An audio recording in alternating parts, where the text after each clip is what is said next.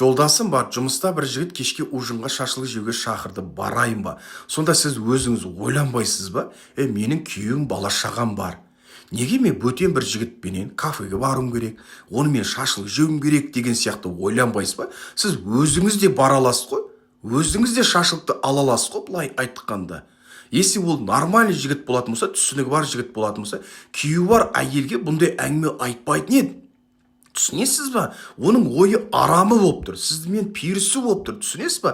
Қазір сізге прямой айтатын болса, квартира гостиницаға бармадық па дейтін болса, сіз бетін қайтарып жібересіз. Сол үшін квартира гостиницаға бару үшін через кафе арқылы жасап тұр. Түсіндіңіз ба? Кафеге апарып, шашлық жегізіп, ішкізіп, дальше больше сізбен пиірісу үшін солай жасап тұр.